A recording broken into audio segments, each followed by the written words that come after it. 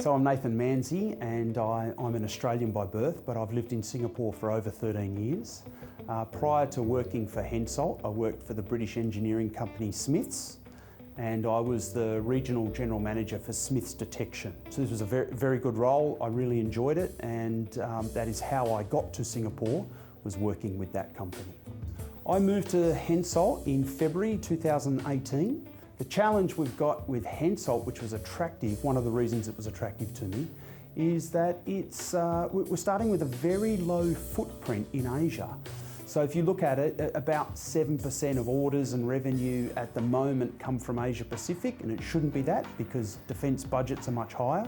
So I think the ambition is to get it up to 15% roughly of HENSOLDT orders and revenue. Asia Pacific for us is from India to the east, and Japan as far north, and all the way to the Pacific Islands and Australia, and every country in between.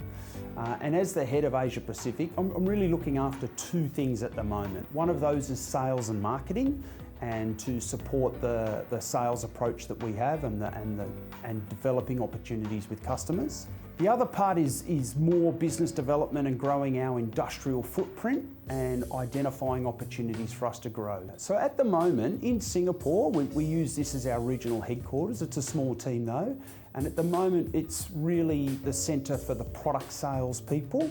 For us, we also need to supplement that by having people locally in our major countries.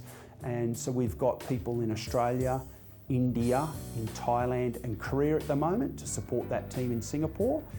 So I see for us great opportunities in the Tier 1 countries to set up an industrial footprint, and a lot of that is going to be in the surveillance domain.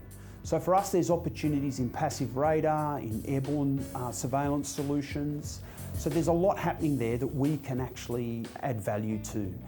I think Japan is another country that we've started to do some work on. So I see in 3 to 5 years' time, with the right Japanese partners, we'll be able to bring in some of our newer technologies like the 4D radar instead of the commensurate 3D radar that they're using now. So there's opportunities there.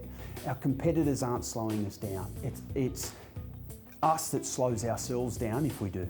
And that is the bit that we need to address. Don't slow ourselves down, let's get things done, make decisions and move forward.